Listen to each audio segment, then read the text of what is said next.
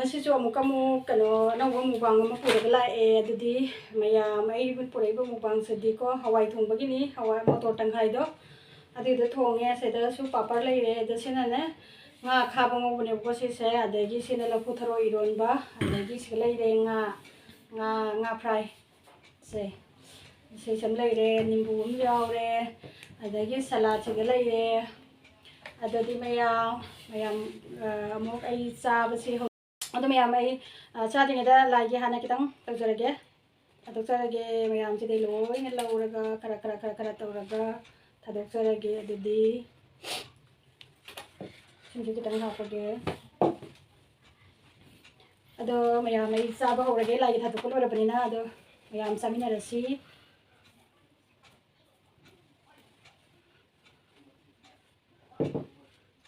कोबी जो थाई कोबी ओलकोबी था यम पाजे को कोई चाबा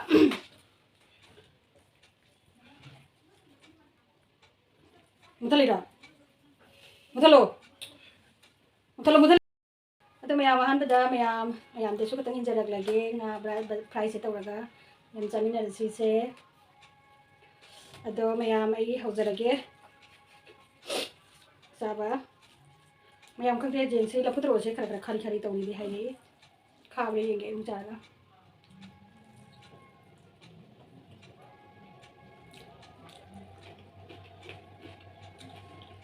Haware ma'am nga khaba che ni sagi nga khaba che jaw ri ba ko ro ge ni sagi khaba ni pul ga ngoi ni nu ma'am nu ti nga thong ba ta tawre na na nga si di hawai thong chen tawre ge na taw ba nga jum cha yeng ge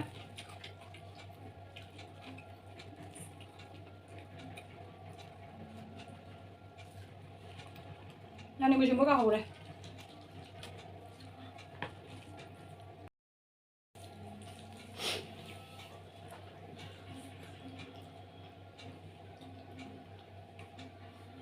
好了没有？这不知道人家给看的还加了。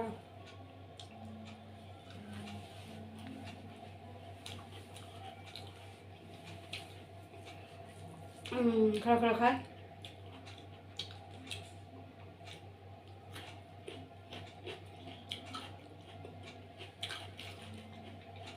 哎，你们一个人存多个呢？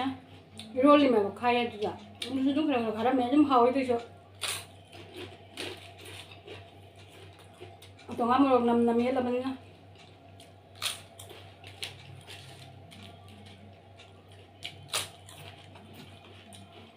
Ngồi trà kìa.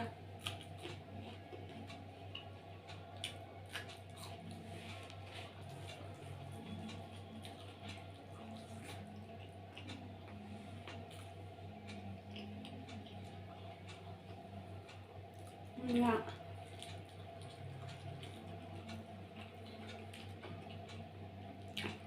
Khá bên em hào lắm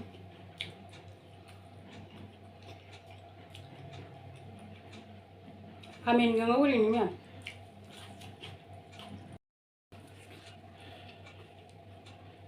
mềm hào đấy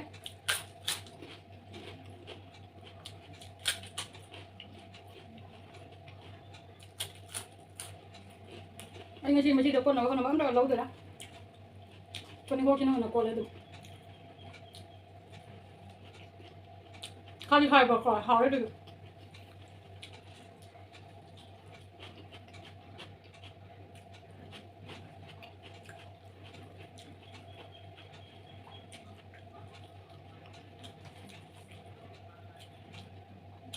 उनको भी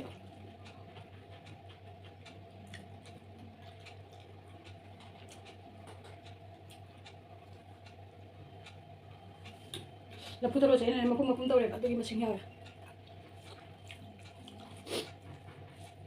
ma'am Haware ma'am बताइए कि blouse लेते हैं कनो लेते हैं कुछ अंचल लेते हैं नुके सामना ब्लाउज कनो फ्री मसाले कनो ब्लाउज लेते हैं कनो तो ये कुछ अंचल भी तली लेने याम ना हायरे अदुना आई ngasiदी उनको आई ngasiदी कनो मुदल 1 minute है अदुना अदो ngasiदी आई ने बुरी कनो कुछ अंक पियो ने कुछ अंक हायदे कुछ अंक मचा ने ले असोम लेते हैं अनु यार बाउजी बुरी कुछ अंक मचा ने ले बने वीडियो ꯈꯨꯗꯤꯡꯒꯤ ꯅꯪ ꯍꯥꯏꯔꯛꯄꯗꯣ ꯅꯨꯡꯉꯥꯏꯇ꯭ꯔꯦ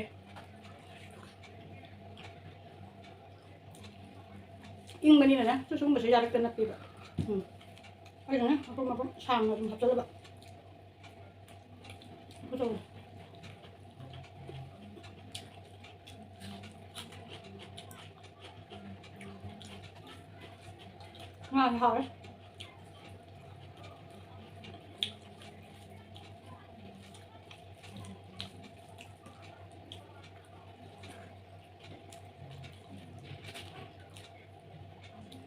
hả các bạn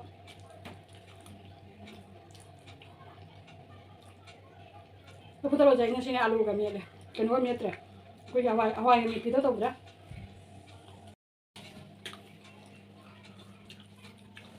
tôi bị 잡을 거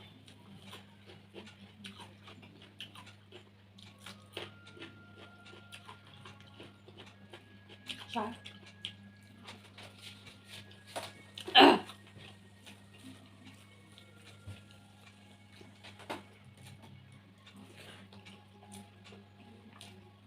Ano cái chẳng hạn đi blouse rồi nè,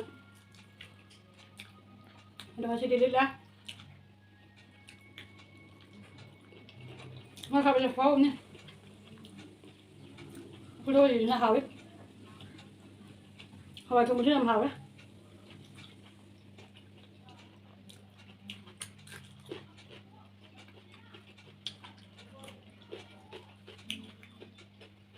ôi cô biết.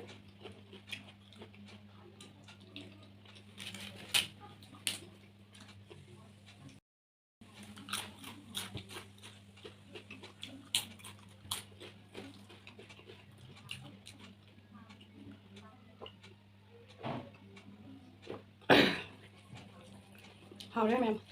Hawaii đồng vui được chất hào rồi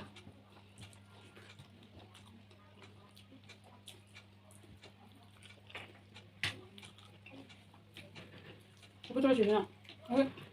lớp tàu cái này em hào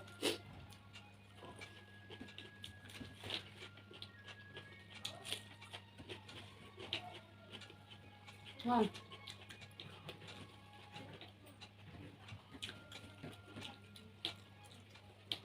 mà chắc quá ổn đi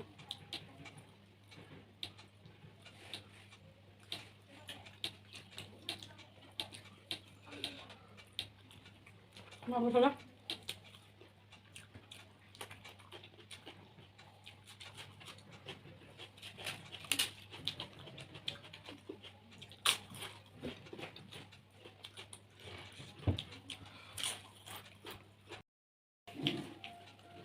rồi nó chặt rồi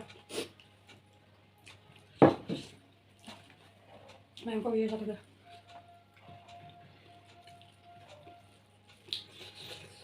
quá rồi mà tiếng hả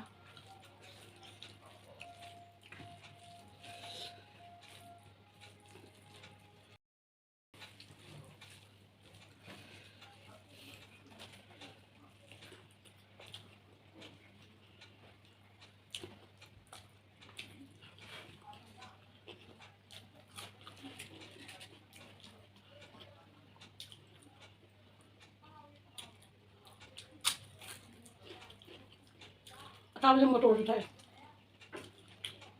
một tổ xong rồi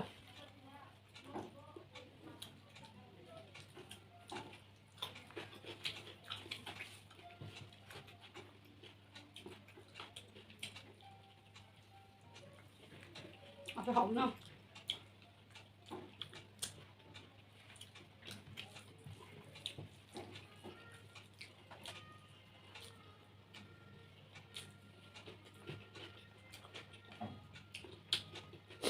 hả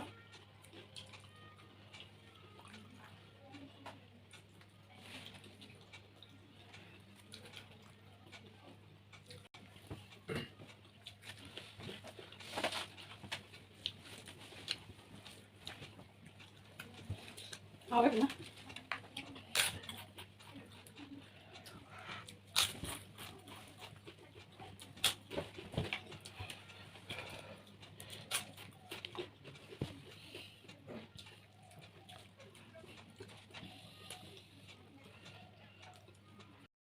hero lên này của bác à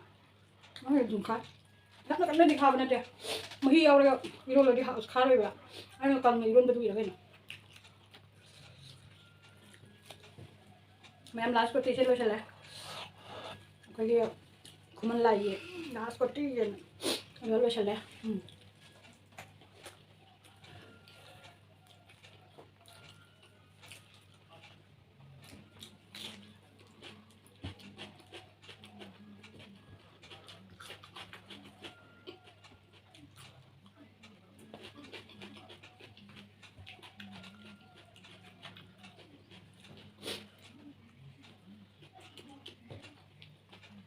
好了。